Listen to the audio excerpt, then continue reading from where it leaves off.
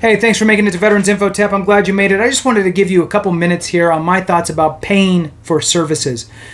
You know, in today's world, it's a lot different than 10 years, 15, 30 years ago, 50 years ago, getting out of the military. There's a lot more information out there, and there's a lot more resources. Should you pay to, get coached? Should you pay to have somebody help you with your claim? My answer is most likely not. I don't think you should have to. I think there's plenty of information here on YouTube, for example. There's a lot of talented individuals out here sharing information on YouTube that you can utilize to wrap your head around some of the things that are out there. I'm a fan of utilizing VSOs. I know some other content creators are not. I personally am. I was a veteran service officer accredited from a couple different organizations, and I worked for the government. So worked for the government as a VSO, running a couple counties. And when you think of VSOs, they're all over the place, right? So there's veteran service officers, and then there's veteran service organizations, both VSO, right? And so sometimes when you think about VSO, you may think about your American Legion, DAV, VFW, what have you.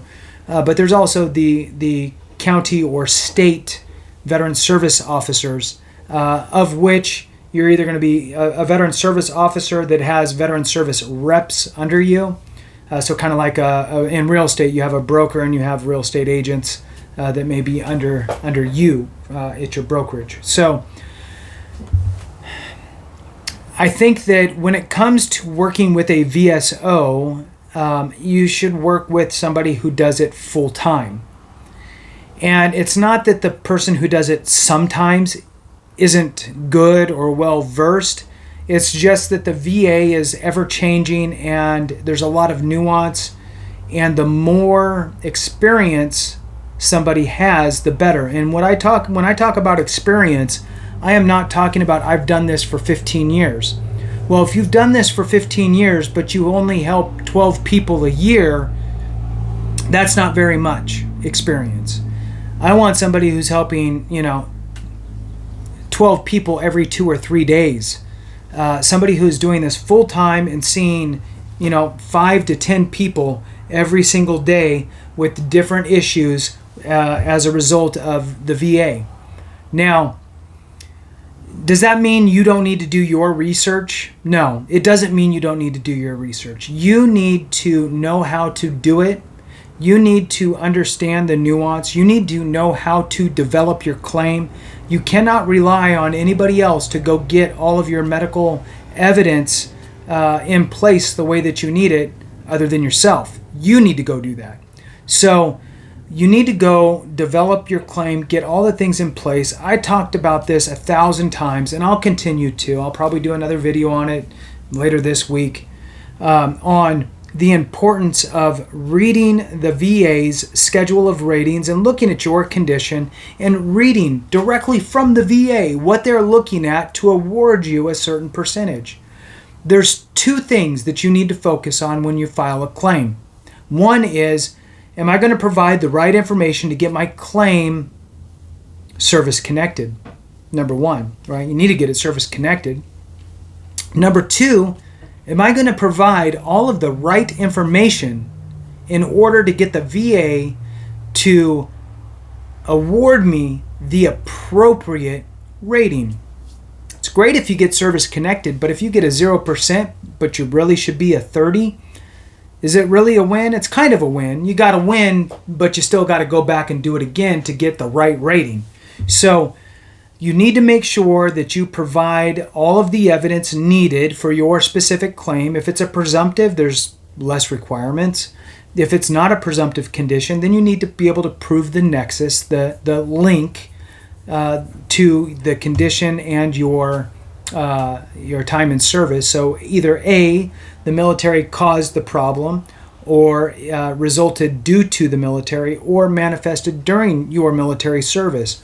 So now you have that condition that is proven to have been nexused to your time in service. Again, either that it just showed up during your time in service, or as a result of your service, or somehow was caused by your service, right? So that's a very nuancy thing as well, right? So you need to make sure that you button that up, because you cannot leave any wiggle room in there to go, well, it didn't really happen during service, right? So important stuff. Make sure that you have your nexus piece taken care of if that's needed, if it's not a presumptive, and make sure you supply them with a diagnosis. You need to show that you have the condition, right? So these are important things, but working with your VSO might help you, or a VSR, a veteran service rep, or whatever they're called in your area, somebody who does, 5 claims a day type of a person, can help you look at, do you have a secondary condition based on some of these? Because I've seen other people with secondary conditions such as this or this because of this condition. Another benefit is that they're going to make sure that your paperwork is filled out correctly, that your T's are crossed and your I's are dotted and your check box is checkboxed, right? That type of stuff. But almost more importantly, most, at least the ones that are full-time and work for the government, either at the state level or county level, they will have access to the VA system. They will be able to remote desktop in through a PIV card. It's if you had a new military ID, right? Because I know some of us have been out for a while, and you had the old kind of horizontal one with the picture in the middle, and it was laminated, right? That was my first one. And then when I was in the Army National Guard, they transitioned over to the hard ones that go portrait style, and there's the little kind of computer chip looking thing in there, and you slide it in to a chip reader and it reads it, right? So these workers, these accredited representatives, will be able to, through the use of one of those cards from the VA as an affiliated member, will be able to remote desktop into your file and make sure that things are moving along as they should. They'll be able to see some notes, some background stuff, and they'll be able to track and monitor your claim better than you can through e-benefits, or through va.gov. So just another important reason, in my opinion, to work with an accredited full-time representative who has access to the VA system. So again, do I think you need to pay? No, not initially. I think that you should either if you're competent and you feel good enough to do it yourself, do it yourself. If you don't feel good enough to do it yourself, then utilize a free service that's out there. You can file an intent to file. That's pretty easy. You can do that by yourself anytime. It's a 2-page form, very basic information. When you go to file that form, it's VA form 21-0966, intent to file. You would file that claim with the VA. There's instructions on the form. You would just put your information in, and there's a box on there that says, what is this? There's a couple boxes. You get 2 choices as a veteran, and you get a choice as a surviving spouse. So if you're a veteran, you're going to pick, I'm putting in this intent to file because I plan to file a claim for this checkbox or this checkbox, pension or compensation. Most likely you're going to be filing for VA disability compensation, but there may be somebody out there who's going to be filing for pension. Either way, check the appropriate box and file that intent to file. That buys you a year to work on developing your claim, gives you time to get all your ducks in a row, schedule an appointment with that veteran service officer or veteran service rep, and be able to bring your stuff in, have a conversation, and get the ball rolling. So with that, I'll go ahead and end it there. You know what? I'll end it on this note.